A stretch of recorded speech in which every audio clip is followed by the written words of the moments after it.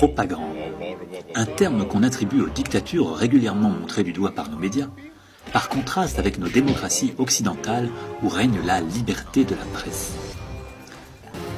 Mais un livre révolutionnaire sorti il y a 30 ans, La fabrique du consentement, d'Hermann et Noam Chomsky a définitivement balayé cette idée reçue.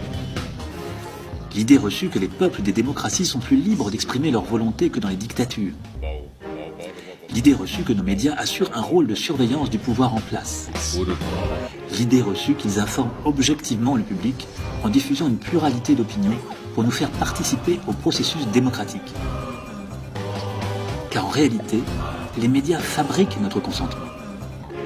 Ils ne nous disent que ce que le pouvoir en place a besoin de nous faire savoir afin que nous restions dans les rangs. Notre système médiatique fonctionne comme une machine à propagande qui utilise 5 stratagèmes ou filtres. Le premier filtre concerne le contrôle que procure la propriété des médias. Les médias de masse sont de grandes entreprises qui font souvent partie de conglomérats plus gigantesques encore, dont le principal but est de faire du profit. Du coup, le journalisme critique n'étant pas un vecteur de profit, se retrouve loin derrière les intérêts de ces entreprises géantes. Le second filtre provient de la publicité payée par les annonceurs à qui il faut toujours plaire, et qui donc détermine considérablement le contenu des grands médias. Leur coût de fonctionnement étant assuré par la publicité, les annonceurs leur achètent de l'audience, c'est-à-dire notre attention de consommateur qui doit être formatée pour les satisfaire. Le troisième filtre est la source d'informations sous contrôle de l'oligarchie qui la transmet aux médias comme référence officielle. Les gouvernements et les grandes entreprises fournissent les médias en scoop, annonces officielles et autres interviews d'experts, se rendant indispensables au processus journalistique. Ainsi, le journalisme est complice du système pour lui être intimement lié.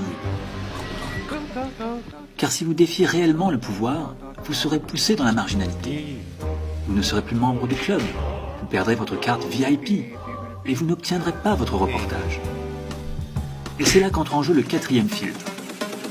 Des contre-feux et moyens de pression assaillent les journalistes, les lanceurs d'alerte, les sources qui s'éloignent de la pensée unique imposée. Lorsqu'un discours est gênant pour l'oligarchie, la machine à dénigrement se met en action, discréditant les auteurs, salissant les propos, cherchant à détourner la conversation et à faire diversion. Ce qui incite tout naturellement les journalistes et les médias à s'autocensurer d'emblée.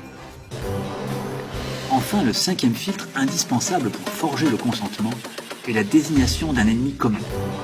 Communisme, terrorisme, migrants, un épouvantail effrayant qui assure le contrôle de l'opinion publique.